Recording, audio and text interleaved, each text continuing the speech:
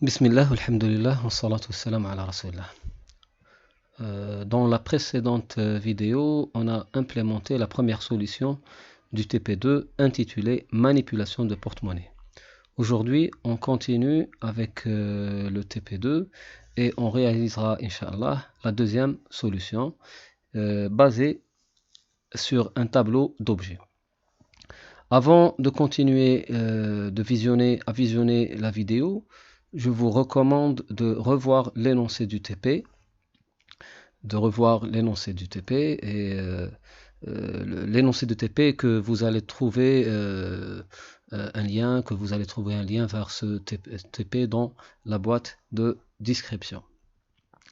Passons directement à présenter la conception ou la structure de données qui va représenter notre deuxième solution, la deuxième solution du TP. Donc la dernière fois, on a vu que un porte-monnaie est constitué de 7 pièces. Et on a donné un exemple que vous voyez maintenant. Et à travers cet exemple, on a représenté la solution avec un objet qui était composé de 7 propriétés. Chaque propriété, elle représentait le nombre d'une pièce donnée, dans le porte-monnaie. Ça, c'était la première solution. Donc, la deuxième solution, elle ne sera pas basée sur cet attribut ou cette propriété, mais elle sera en fait basée sur une seule propriété, que la voici. Donc, une seule propriété qui est un tableau, tab-pièce. Donc un tableau de pièces. Ce tableau de pièces, donc tab-pièce, ce n'est qu'une référence qui va pointer sur un tableau, non pas un tableau d'entier ou un tableau de caractères, quoi que ce soit, mais cette fois-ci, on a affaire à un tableau d'objets. Regardez, les objets, ils sont tous composés de deux attributs, val et nombre. Chaque élément du tableau, tab pièce de i, il est composé de deux propriétés, val et nbr. C'est quoi cet objet? En fait, cet objet, c'est chaque objet tab pièce de i est une instance d'une nouvelle classe qu'on doit réaliser, qui est la classe pièce.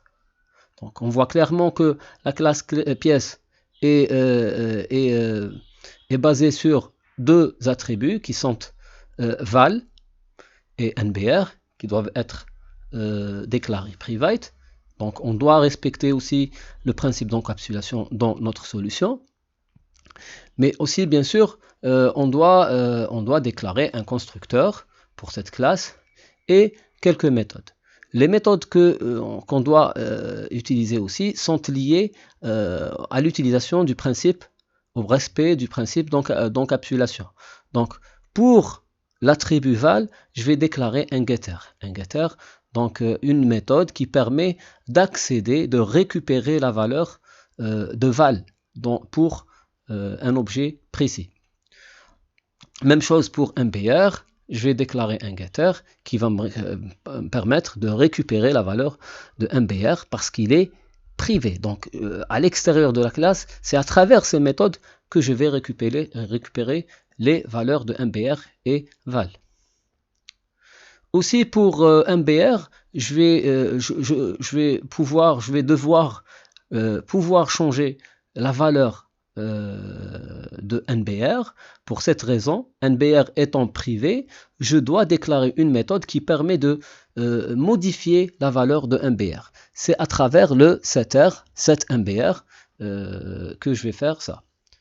Vous pouvez se demander et se dire pourquoi on n'a pas déclaré set val au même titre que setNbr, c'est-à-dire un modificateur de val.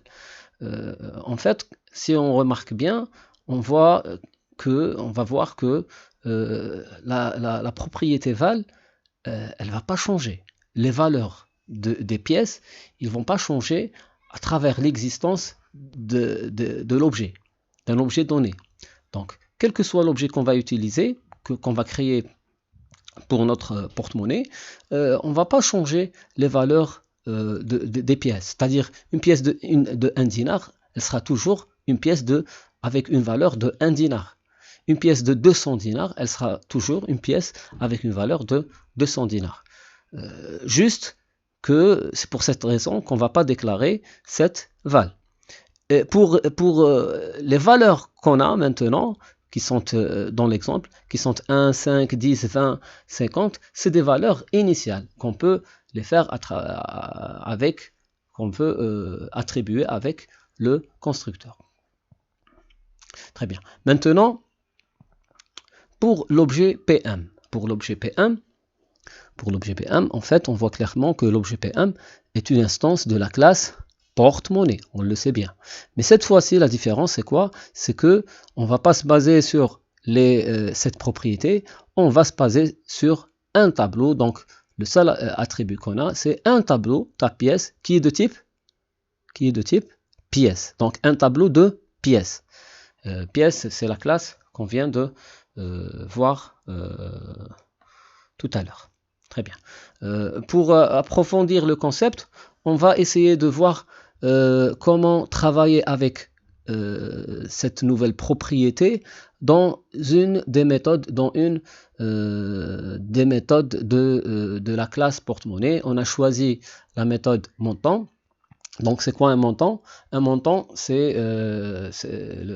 plutôt la méthode montant. Elle va permettre de donner le montant en dinars d'un porte-monnaie donné, donc d'un objet de type porte-monnaie. Donc montant, c'est une méthode de la classe porte-monnaie. Elle est publique et c'est une méthode d'instance. Donc la seule manière comment on peut appeler la méthode montant, c'est à travers des objets. Très bien. Maintenant, voyons la structure de données d'un objet PM qu'on vient de définir dans le slide précédent, et on va voir comment on va calculer montant. Donc, pour calculer le montant, qu'est-ce qu'on va faire? On va faire la somme de la multiplication pour chaque objet du tableau, donc chaque élément du tableau, on va faire la multiplication de la valeur de la pièce par le nombre de pièces. Et faire la somme de tous ces produits. Donc, en fin de compte, la voici pièce. Comment on va, c'est-à-dire qu'est-ce qu'on va faire à l'intérieur dans le corps de la méthode montant? Dans le corps de la méthode, à l'intérieur de la méthode montant, qu'est-ce qu'on va faire? En fait, on va réaliser la somme. On va déclarer une variable m. Là, elle représente le montant. Et c'est quoi en fin de compte le montant? On a dit que c'est la somme des produits val fois NBR.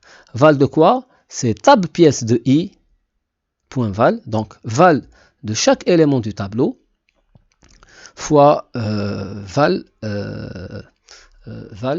c'est-à-dire fois plutôt NBR d'un tab pièce i. Bien sûr, i allant de 0 jusqu'à 6. Donc, en fait, c'est tab pièce de 0 point val fois tab pièce de 0 fois NBR plus tab pièce de 1 point val fois tab pièce de 1 point NBR, et ainsi de suite jusqu'à tab pièce de 6 point val fois tab pièce de 6 point NBR. D'accord? Mais là, je vais vous poser une question. Est-ce que cette expression, elle est correcte sur le plan syntaxique, Java? Plutôt sur le plan de la compilation dans le langage Java. Là, la réponse est qu'il y a un petit pépin sur cette expression. Elle pose problème, cette expression. Pourquoi? Parce que, en fait, ta pièce point de i, c'est quoi? C'est un objet de type pièce. D'accord? Donc c'est une référence de type pièce, très bien, point val. Donc val c'est un attribut de type pièce, théoriquement rien n'est méchant. Le problème se pose où? Le problème se pose lorsqu'on sait que cette expression est utilisée à l'extérieur de la classe pièce, dans la classe porte-monnaie. Et sachant que val et NBR sont des méthodes private. Donc, il y a une interdiction d'utiliser val et NBR à l'extérieur de la classe. D'accord? De la classe pièce. Donc, comment on doit faire? La seule solution, c'est d'utiliser getVal et getNBR. On a prévu ces deux getters justement pour pouvoir récupérer les valeurs de val et NBR à l'extérieur de la classe. Donc en fait, là, ça pose problème. Donc on ne peut pas utiliser un val et NBR à l'extérieur de la classe PS. Donc on doit remplacer ça par getVal au lieu de val et getNBR. Donc on utilise les méthodes qui accèdent à ces deux propriétés. Donc getVal, elle va retourner un nombre qui est la valeur, et getNBR, il va retourner un nombre aussi, un entier qui est le nombre. Donc on va multiplier val fois nombre sur et la somme de tout ça sur tout le tableau. Très bien, donc maintenant on passe au code. On va essayer de coder. Pour réaliser la solution, on ne va pas commencer à partir de 0, on va se baser sur la solution numéro 1. Regardez là, c'est la solution à base de cette propriété. Donc qu'est-ce qu'on va faire? On va faire une copie, donc on va faire enregistrer sous, et on va créer un nouveau répertoire solution 2. Donc solution 2.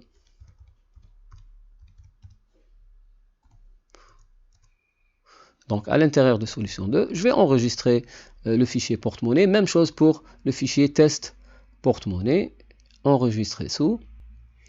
Je vais le laisser tel qu'il est. En fait, le fichier test porte-monnaie, il ne va pas changer. Il doit rester le même. Parce qu'on ne doit pas changer la signature des méthodes. Donc c'est exactement la même signature comme la première solution. Très bien, donc j'ai maintenant regardé ici, porte-monnaie sur le répertoire solution 2. Donc je vais le modifier. Donc ça c'est ma deuxième solution, je commence les modifications. Donc c'est la deuxième solution, version 2, à base de quoi? À base de tableau d'objets. Très bien. Donc, est-ce que j'aurais besoin de ces 7 propriétés? Non. J'aurais plus besoin de ça. Mais avant de faire ça, en fait, j'allais faire ça. C'est quoi? C'est un tableau. Tableau de quoi? De pièces. Donc, pièces. Pièces que j'ai pas encore déclarées. Donc, je vais écrire ça tout de suite et je vais retourner vers la déclaration. Donc, tab pièces. Comme ça. Il est de type, c'est un tableau de type pièce. Donc, commençons par déjà écrire la classe pièce. Donc, elle est public. Donc, public, comme ça. Et j'enregistre, CTRL S. Dans la solution 2, j'ai enregistré un fichier un fichier qui porte le même nom de la classe pièce avec P majuscule. Il faut faire attention à ça. Et bien sûr, il doit être de type Java. Java source file, très bien. Comme ça. Donc, voici mon fichier. Ma classe plutôt. Et je commence. Donc, la classe pièce, on a dit qu'elle est constituée de deux propriétés private, val et NBR. Bien sûr, c'est des entiers.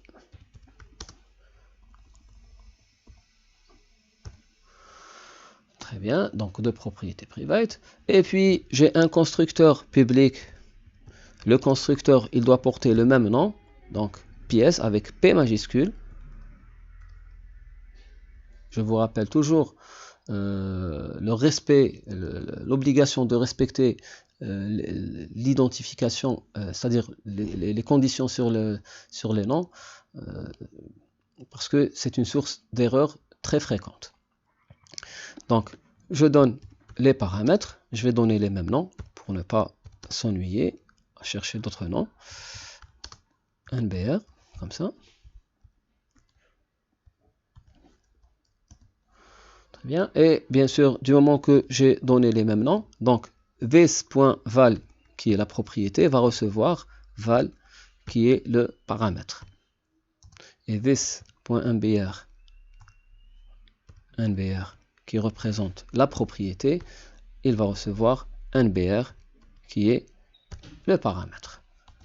Et puis, public, je déclare les getters. Donc les getters, c'est un retour get val. J'ai pas de paramètres dans un getter. Donc qu'est-ce que je vais retourner? Je vais retourner juste return quoi? Return val. Très bien, comme ça. Même chose pour le MBR, donc public, au lieu de get val, MBR.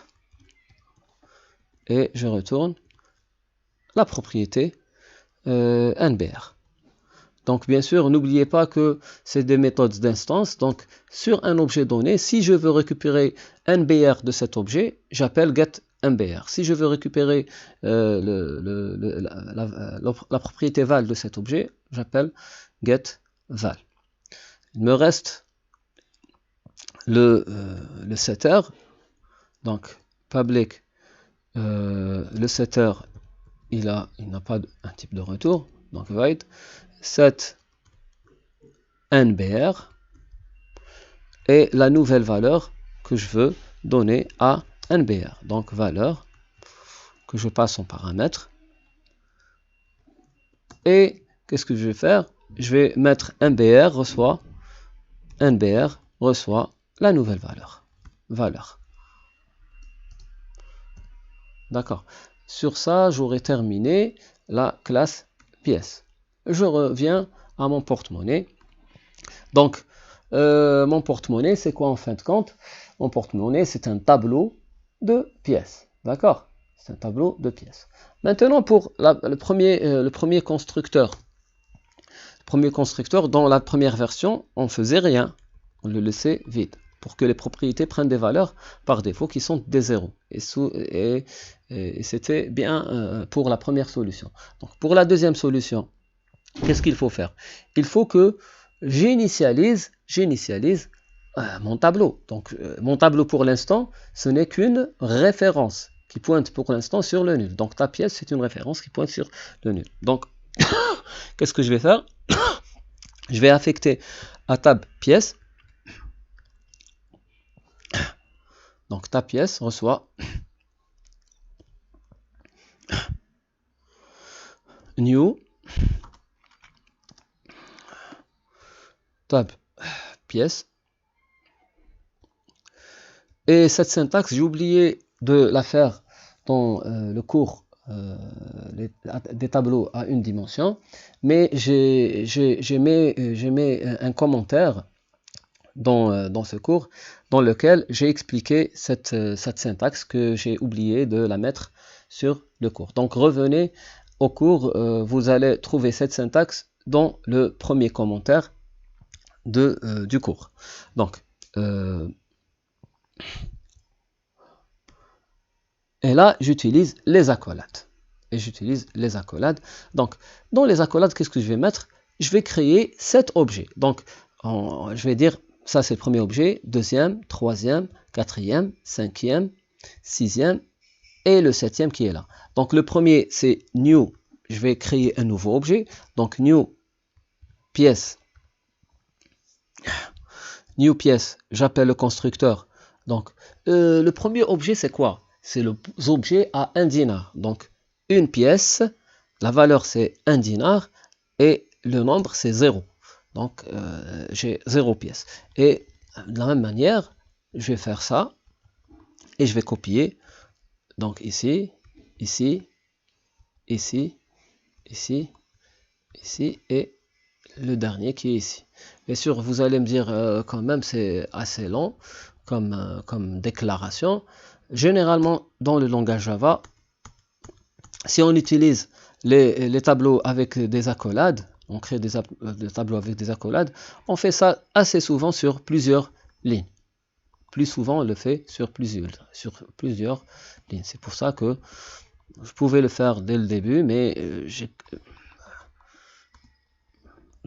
pour que ça soit plus clair, je vais vous mettre ça comme ça. Bien sûr, qu'est-ce qu'il manque ici? Il manque le point virgule. Fin d'instruction. Là, c'est la pièce de 1 dinar, puis la pièce de 5, de 10, de 20 dinars, 0 pièce de 20 dinars, 0 pièce de 50, 0 pièce de 100 et 0 pièce de 200. Donc là, j'aurais initialisé mon tableau. Juste une remarque, le langage Java permet aussi de faire ça. Je peux rajouter à la fin, après le dernier objet que j'ai créé, un point virgule, une virgule, malgré que je ne vais pas rajouter un autre élément. Ça, c'est pour des raisons de simplification, parce que assez souvent, qu'est-ce qu'on fait? On copie les lignes comme ça. Copier, coller, copier, coller. Donc, on copie aussi la virgule. C'est pour ça que Java, il permet ça. Donc, ça, c'est mon premier constructeur. Maintenant, mon deuxième constructeur. Mon deuxième constructeur, en fait, il sera basé sur ça. Je vais copier. Je ne vais plus utiliser les propriétés this.nbr, etc. etc. J'enlève tout ça et je colle. Donc je crée la référence. Donc j'ai un seul attribut. Même chose ici. Très bien. Maintenant, est-ce que mon portefeuille ici il est vide? Non, il n'est pas vide. Donc au lieu d'avoir 0 pièce de 1 dinar, je vais avoir NBR de 1 dinar. Et puis ici NBR de 5 dinars. Ici NBR de 10 dinars. Ici NBR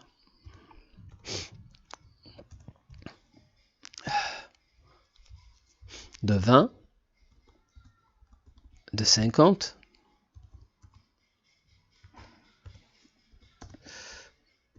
de 100,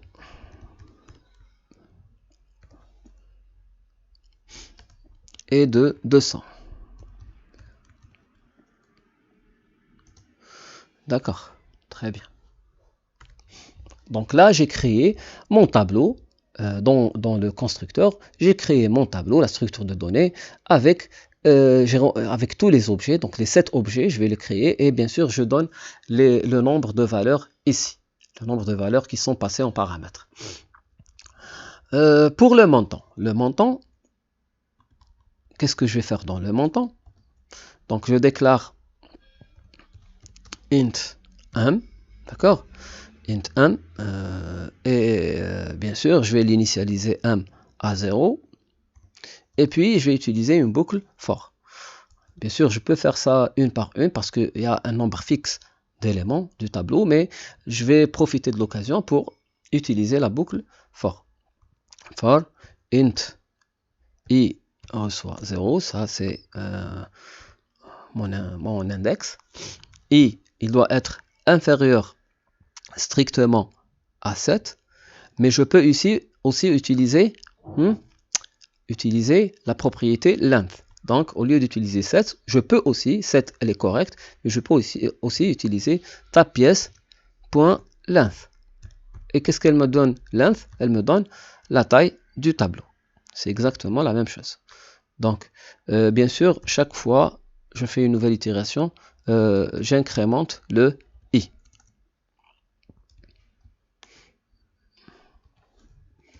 Qu'est-ce que je vais faire à l'intérieur de mon tableau, plutôt que dans le for? Je vais boucler sur tous les éléments. Donc, sur tous les éléments, qu'est-ce que je vais faire? M reçoit M plus, M reçoit 1 plus quoi? Maintenant, c'est tab pièce de i, tab pièce de i, point. Est-ce que je peux utiliser directement val? Val, il n'est pas déclaré ici, il est déclaré dans la classe pièce. Donc, je n'ai pas le droit d'utiliser val parce que val, il est déclaré private dans pièce. Donc, c'est pour cette raison que je vais utiliser getVal pour récupérer la valeur. Très bien. Fois, je copie, je colle, fois quoi? Get ta pièce de i fois get NBR. D'accord? Très bien. Et à la fin, qu'est-ce que je retourne? Au lieu de retourner tout ça, qu'est-ce que je vais faire? Je vais retourner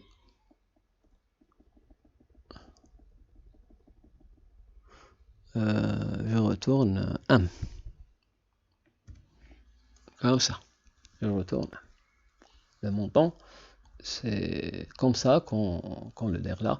Bien sûr, là, j'ai utilisé la boucle for, malgré que j'ai 7 éléments, mais je voulais juste vous montrer, c'est-à-dire, je pouvais faire ça m reçoit m ou faire la somme en une seule ligne, une longue somme, parce qu'il y a un nombre fixe, limité d'éléments, mais je voulais profiter pour voir la boucle for. Pour la méthode ajoutée, on avait une propriété qui est NBR1. On n'a plus ça. On a quoi? Le nombre des 1. Où on va le retrouver? On va le retrouver dans tab pièce. Tab pièce de quoi? De i. Plutôt, tab pièce de 0. C'est les 1 dinar. Il se trouve au niveau du 0. Point quoi? Qu'est-ce que je vais faire en fait? En fait, je veux modifier. Je veux modifier donc 7 NBR. Je veux augmenter le nombre de pièces. Donc je vais mettre une nouvelle valeur sur pièce. Donc comment modifier la valeur de NBR d'un objet donné?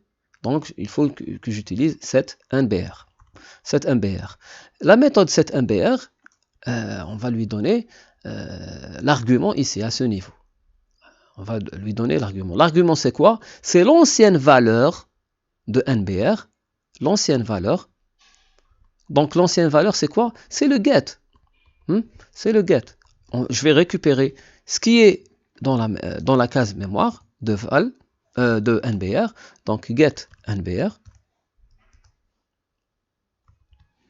Et je vais lui rajouter dinar. D'accord.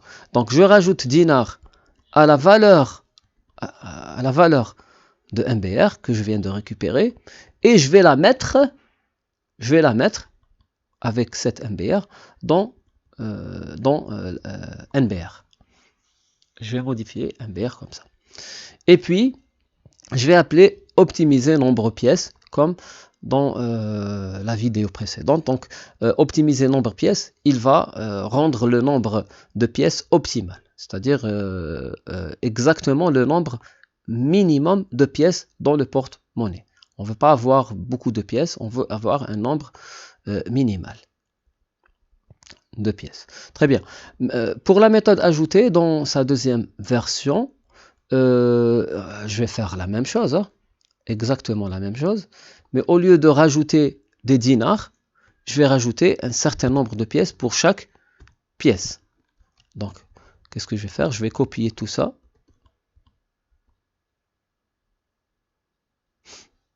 Je colle. Donc, ici, copier, coller.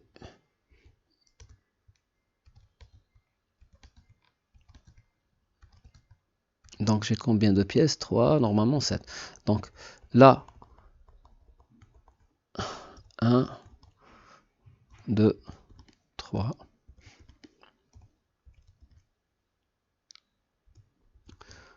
Et le dernier, le sixième. Même chose ici. 6, 5, 4. Et le premier qui est 0. Bien sûr, là, pour la première pièce, qu'est-ce que je vais rajouter? Je vais rajouter NBR1, qui est en paramètre, ici. Celui-là, je vais le mettre avec le nombre de pièces de 1 dinar. Un certain nombre de pièces, je vais le rajouter ici. Donc, ici, donc, NBR. Donc, là, je travaille en majuscule. Donc, NBR, 1. Ici, NBR5 ici, NBR 10, NBR 20,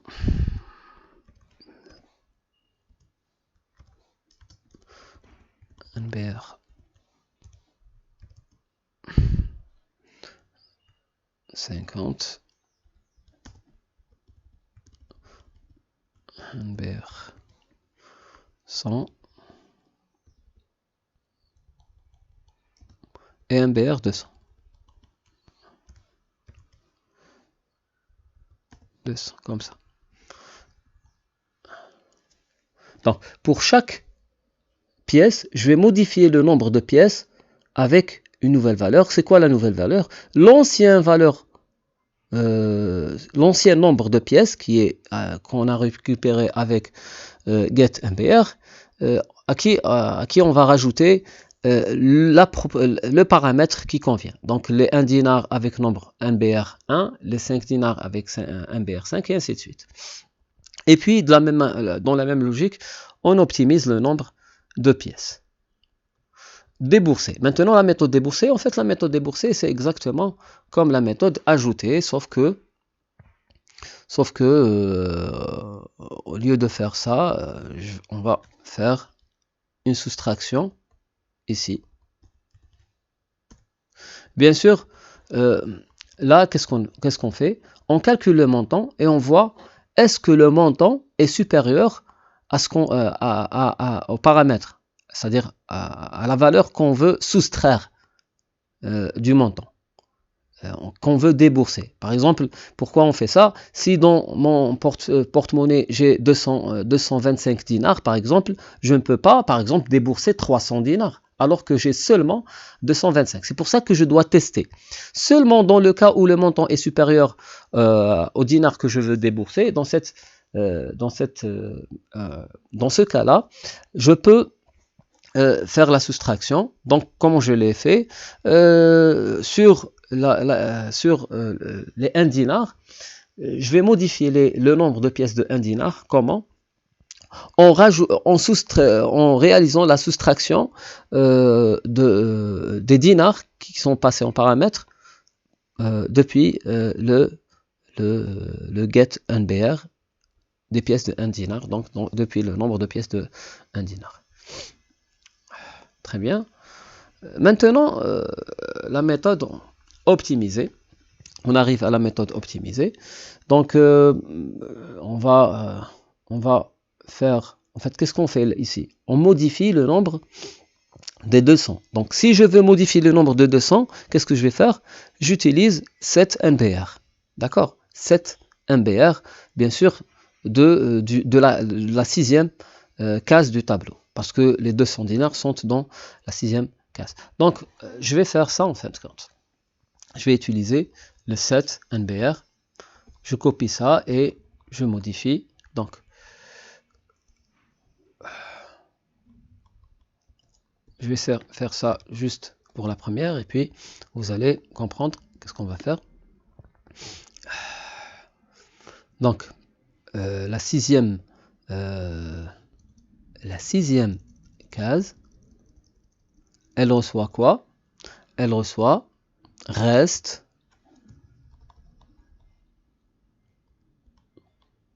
comme ça. Je vais le mettre ici. Donc, le nombre de pièces de 200 dinars, je vais le modifier par la valeur reste div 200. Et bien sûr, div ici, c'est une division entière. Parce que reste, c'est un entier et 200, c'est un entier. La division entre deux entiers, c'est une division entière dans Java et dans le langage C et tous les langages qui sont du même type. Et puis, j'enlève ça. D'accord? Je calcule le nouveau reste.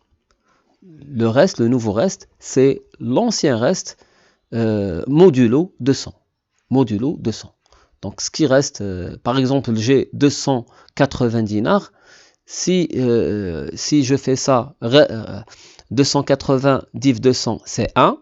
Donc, je vais mettre une pièce de 200 dinars. Et il me reste, le nouveau reste, c'est quoi? C'est 280 modulo 200. Il me reste donc 80 ici. Donc ça, ce n'est qu'un exemple. Donc avec la même logique, je vais faire ça sur toutes les pièces.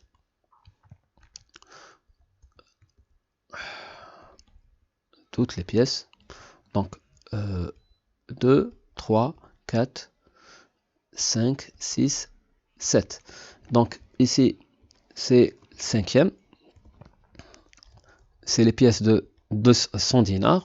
Là, c'est les pièces de 50 dinars. Donc, c'est le 4, le 3, le 3, le 2, le 1. Et ici, le 0, c'est les pièces de... Bien sûr, ici, je vais faire le reste modulo 100. Ici, modulo 50. Ici, modulo 20 dinars. Ici, modulo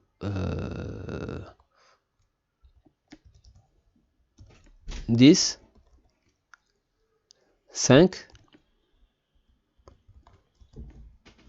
Et ici, divisé par 1 dinar, hein, c'est quoi? Il vaut mieux l'enlever parce que il va rester reste. On va laisser le reste. Ici, de la même manière, 200, 100, 50, 20, 10, 5, et on n'aura plus besoin de ça. C'est la dernière pièce, donc il n'y a plus une autre pièce à faire, c'est la dernière. Juste pour organiser le code. Ah, comme ça. Très bien. Pour le toString, qu'est-ce qu'on va faire? On n'a plus les, on va plus tester avec NBR100, hein? On n'a plus ça. Donc je vais utiliser. Qu'est-ce que je fais ici? Je compare la valeur de nombre des 200. Donc je modifie. Je commence par une chaîne vide et je concatène. S reçoit S plus. Si la chaîne, si le nombre de pièces, donc tape pièce de, là c'est les 200. Donc les 200, je commence par les 200.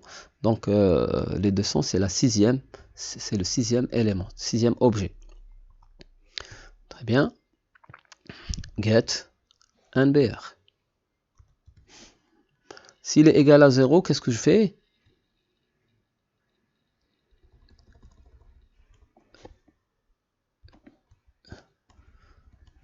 C'est cette valeur que je vais la concaténer avec cette valeur.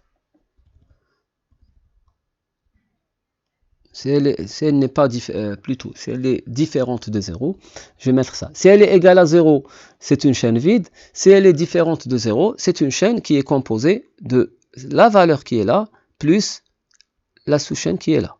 D'accord? Donc, tape pièce de 6.get NBR. Donc, de la même manière, vous remarquez forcément que on utilise beaucoup le copier-coller. Et en fait, un bon programmeur ou un bon développeur, c'est un bon copieur-colleur. Hein. Si ça se dit, hein, si j'ose dire. Donc,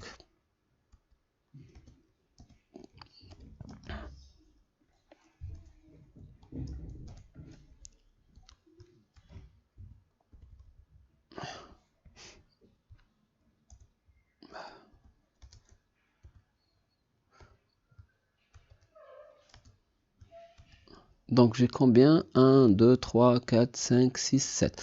Normalement, c'est ça. Donc, 5, 4, 3, 2, 1 et 0. Donc, ça, c'est les 100 dinars, les 50, plutôt, c'est les 100, les 50, les 20, les 10, les 5 dinars et les 1 dinar. Même chose ici, donc 0, 1, 2, 3, 4 et 5. Très bien.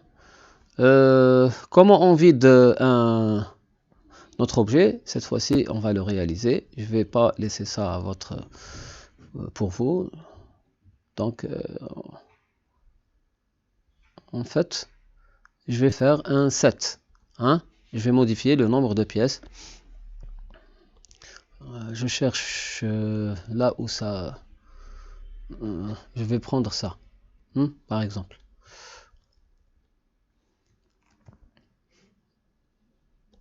Et je vais le mettre ici. Je vide le porte-monnaie. Cela veut dire quoi? Que les nombres de pièces vont être égaux à 0.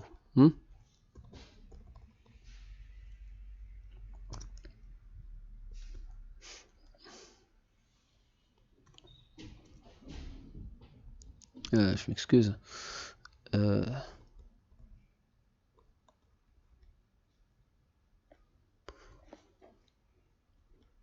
0, 0,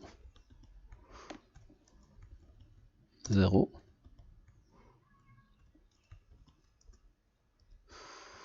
Pour toutes les pièces, je vais... donc, il me manque 1 ici. C'est la pièce des 5 dinars. Hein. Donc, le deuxième élément du tableau. Comme ça. Ah, il est là, en fait. Très bien. Donc, j'ai terminé avec ça. Donc, qu'est-ce qu'on fait? Est-ce qu'on va modifier quelque chose ici? Sur test porte-monnaie. Test porte-monnaie, si vous remarquez ici, il utilise exactement ici à ce niveau, on n'a pas changé les signatures des méthodes. Donc ici, qu'est-ce qu'il va faire? En fait, il va appeler montant comme il était, le porte-monnaie comme il était, débourser de la même manière, toString de la même manière. Donc on n'a rien changé. Donc notre test porte-monnaie, il va rester le même. Qu'est-ce qu'il faut faire? Il faut maintenant essayer de compiler en espérant qu'il n'y a pas des erreurs. Donc, Java C, test, porte-monnaie.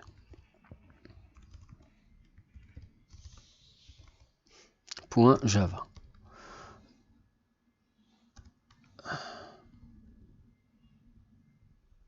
Et là, faites attention, si je mets ça, ça va poser problème.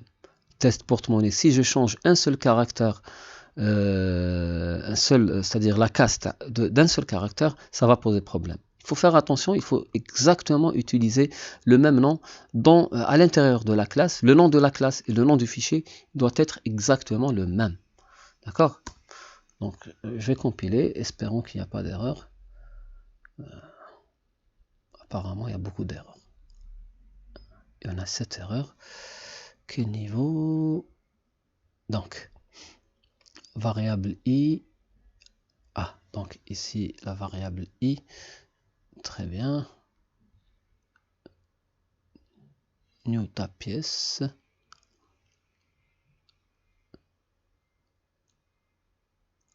Comment j'ai nommé ce fichier? D'accord, je reviens ici. Déjà, tab i ici, int i qui est ici, CTRL S.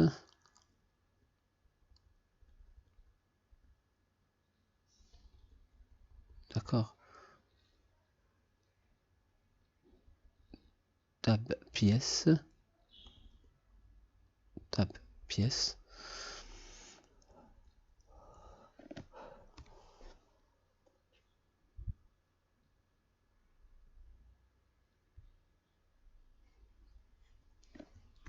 J'enregistre et je reviens ici. Je compile.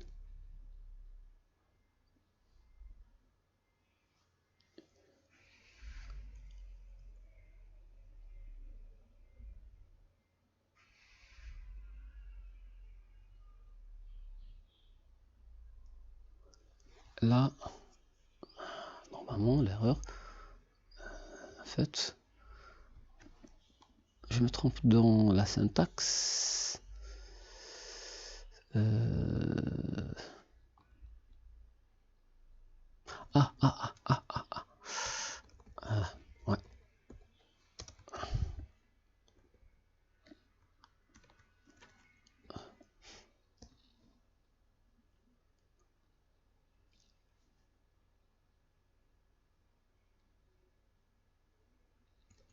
Qu'est-ce que j'ai fait ici? Il y a un problème.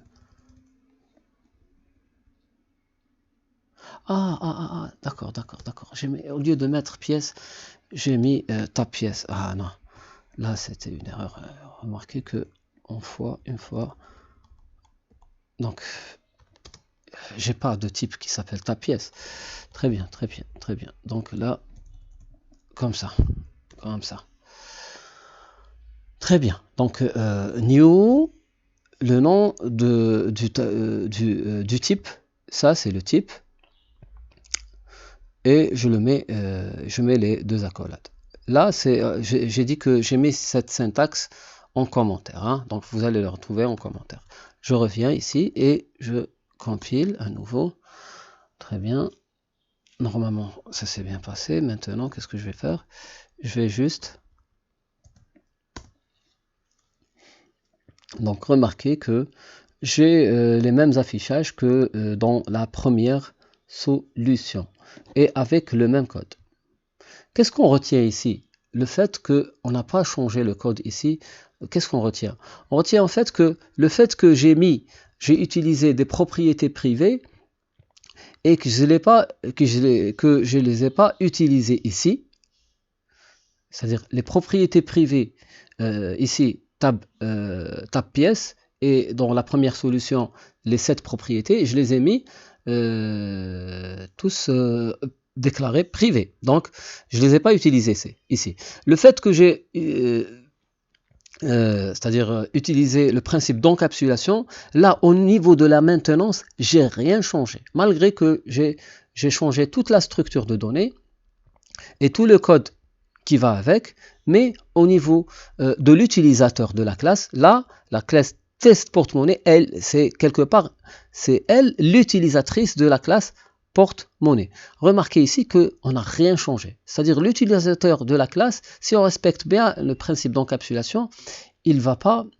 être amené à faire des modifications dans son code, même si ma classe a été changée. Très bien, sur cela, le TP est terminé. Donc, merci. Essayez, bien sûr, je vous recommande de refaire le TP vous-même et n'hésitez pas à poser des questions. Assalamu alaikum.